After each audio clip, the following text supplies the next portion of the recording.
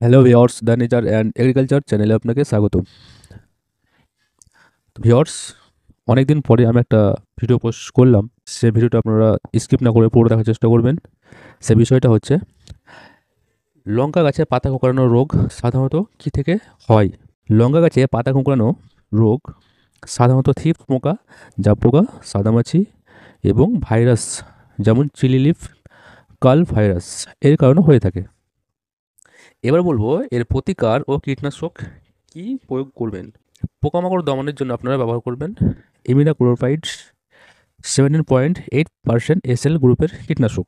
একটা করতে পারেন থায়ামেথোক্সাম 25% WG এবং স্পাইরোমেসিফেন 22.9% SC গ্রুপের কীটনাশক। এবার বলবো ভাইরাস আক্রান্ত গাছ। ভাইরাসে আক্রান্ত গাছগুলো তুলে পুড়িয়ে ফেলতে হবে। আশেপাশে আগাছা পরিষ্কার রাখতে হবে, কারণ সেখান থেকে ভাইরাস বহনকারী পোকার আক্রমণ শুরু হয়।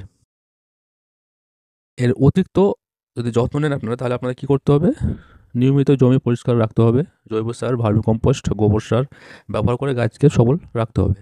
যদি কিছু পোকা হালকা কোঁকড়ানো থাকে, তাহলে প্রথম পোকা দমন করলে সমস্যা অনেকটা কমে যায়। আমি একটা রাসায়নিক ও জৈব উভয় ধরনের একটা কার্যকর স্প্রে আপনার শিডিউল বলে দেবো আমি। লঙ্কা গাছে পাতা কোঁকড়ানোর সমস্যা, থিপস, জাব, সাদামাছি প্লাস ভাইরাস, এর জন্য আপনাকে রাসায়নিক প্লাস জৈব উভয় ধরনের স্প্রে করতে হবে। তো আপনারা কীভাবে সেটা স্প্রে করবেন সেটা একটু সংক্ষিপ্ত করে বলি। প্রথম স্প্রে আপনারা করবেন পোকা দমনের জন্য। সেটা কি করবেন? ইমিডাক্লোরোপাইড 17.8% SL গ্রুপের কীটনাশক, অথবা থায়ামেথোক্সাম 25% WG গ্রুপের কীটনাশক। এতে কি হয়? এতে থিপস, জাব পোকা ও সাদামাছি দমন করতে সুবিধা হয়। এই প্রথম স্প্রে করার পর আপনারা দ্বিতীয় স্প্রে করবেন 7 দিন পর। সেটা কি করবেন? সেটা করবেন স্পাইরো মেসিফেন 22.9% SC গ্রুপের কীটনাশক। এতে কি হয়? এতে সাদামাছি ও মাইট মানে ঘুন পোকার মতো ক্ষুদ্র পোকা দমন করে।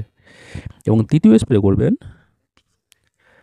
সে দ্বিতীয় স্প্রে করার 7 দিন পর তৃতীয় স্প্রে করবেন। এটা কি করবেন? এটা করবেন অ্যাবামেকটিন 1.8% EC গ্রুপের কীটনাশক।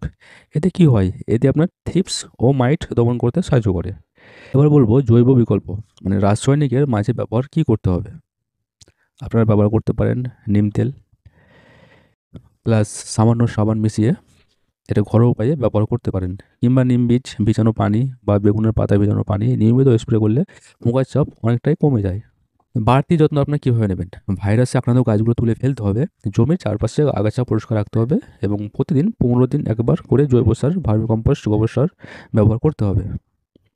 এবং আরেকটা বলি, অতিরিক্ত নাইট্রোজেন সার অর্থাৎ ইউরিয়া ব্যবহার করবেন না। তো ভিউয়ার্স, এই ছিল আজকের আলোচনা। যদি আমার ভিডিও ভালো লাগে থাকে অবশ্যই লাইক করবেন এবং চাষিবাদের সঙ্গে শেয়ার করবেন। শুভ দিন, ধন্যবাদ।